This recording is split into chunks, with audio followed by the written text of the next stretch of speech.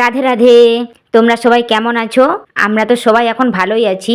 আশা করি তোমরাও সবাই ভালোই আছো, সুস্থ আছো। এই যে সকালবেলায় চলে এলাম বিট গাজরের জুস করতে। আগে তো বিট গাজর আমলকি আদা দিয়েই জুস করা হতো, তারপরে ওর সঙ্গে এখন অনেক কিছু অ্যাড হয়। আর আবার অনেক কিছুর মধ্যে আজকে আবার 3টে জিনিস নেই, যেমন আপেল, বেদানা, আমলকি, এই 3টে জিনিস নেই। আছে বিট, গাজর, কমলালেবু, আদা, হলুদ। তো যাই হোক, এগুলো দিয়েই জুস করা হচ্ছে। বেশিরভাগ জুসটাই আমার বর করে, আমি খুব কমই করি। আর এই যে পাশ দিকতে শুধু বলে দিচ্ছে এটা করো ওটা করো, আমি বলছি তুমি চুপ করে বসো, আমি আমার মতো করে করি, তুমি তোমার মতো করে করবে। কেন সে জুসটা করে? কারণ আমি যখন ঠাকুরের কাজ করে জুসটা করতে আসি অনেকটাই দেরি হয়ে যায়। আর আমার মেয়ে তখন জুস খেয়ে খাবার খেতে চায় না, মুড়ি খেতে চায় না, তো সেই জন্য সে জুসটা করে।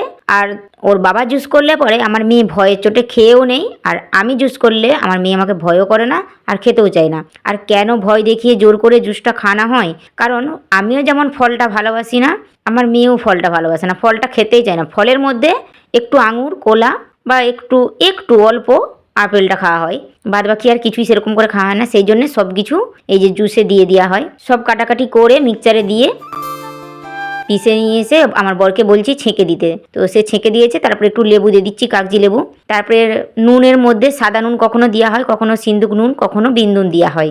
লেবুটা দেওয়া হয়, খাট্টা মিঠা লাগে, আমার মেয়ে খুব ভালো লাগে সেই জন্যে। আর জুসটাও মানে রোজ রোজ একই জুস হয় না, আলাদা আলাদা জুস করা হয়। আজকে বিটের জুস হচ্ছে, অন্যদিন আবার অন্যদিন অন্য কিছু জুস হয়। তো জুস খাওয়ার পরে রোদে চলে এলাম। রোদে আসার পরে ভাবলাম যে ফুল গাছগুলো তো বসিয়েছিলাম, ফুলটা কেমন হচ্ছে সেটা একবারও দেখানোই হয়নি, তো দেখিয়ে দিই। তো ফুলগুলো দেখো কত সুন্দর হয়েছে। রাস্তার ধারে ঘর বলে জানো তো, গাছগুলোও তো রাস্তার ধারেই লাগানো হয়েছে। আর সবাই সবাই ফুলগুলো তুলে নিয়ে চলে যায়, কি আর করা যাবে। যে কটা ফুল আছে সে কটারই ভিডিও করলাম। তারপরে আমি এসে রোদে বসেছি, দেখি আমার বড় বসে আছে। তো পেছন ফিরে বসে আছে বলে আমি চুপি চুপি ফোনটাকে চালু করে দিয়েছি, আমার বর বুঝতে পারছে না। আমরা দুজনে খিটির চিমটি করছি, হাসি মজা রাগ অভিমান সব হচ্ছে। এসব জানো তো কিছুদিন আগে পর্যন্ত খুবই মিস করতাম। কেন মিস করতাম? আমার বর তখন বাইরে থাকতো, আমি আর আমার মেয়ে থাকতাম। যাদের স্বামীরা সব যে কোনো কাজের ক্ষেত্রে বাড়ি থেকে বাইরে থাকে তারাই শুধু বুঝবে কতটা কষ্টকর। যাই হোক, এখন দেশেই থাকে বা ঘরে থাকে, সেটাই করছি, হাসি মজা করছি, খুবই ভালো লাগে। তারপরে চলে গেলাম মুড়ি খেতে। আমার মেয়ে মুড়ি খাবে না বলেছে, সেই জন্যে আমরা শসা আর মটরশুঁটি এসব দিয়ে মুড়ি খেয়ে নিচ্ছি দুজনে। খাওয়া দাওয়ার পর ভাবলাম মশলাটা করে নিই। আর আমাদের জানো তো যত মশলা সব শিলনোড়াই করি, মানে সবাই গৃহিণীরা সকলে শিলনোড়াই মশলা করে, তাই না? যখন বাড়িতে কোনো অতিথি আসে অনেকটা সরষে আর জিরা বাটতে হয়, তখনই মিক্সচারে বাটা হয়, না হলে সবই শিলে বাটা হয়। এমনকি মাংস রান্না হলে পরেও আদা রসুনটাও সেটাও শিলেই বাটা হয়। শিলে বাটা রান্নার টেস্টই আলাদা, তাই কারণ ওতে হাতের ছোঁয়া থাকে, সেই জন্যে রান্নায় এত টেস্ট আসে। ভাবলাম তাড়াতাড়ি একটু রান্না করে নিই। হ্যাঁ, তাড়াতাড়ি কেন সেটাও বলছি।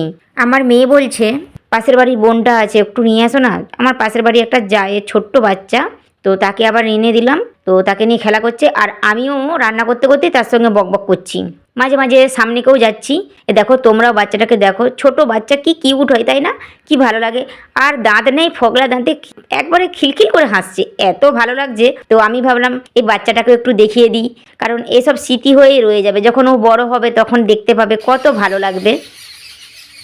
তো যাই হোক, আর রান্নাটা কেন তাড়াতাড়ি করছি জানো তো?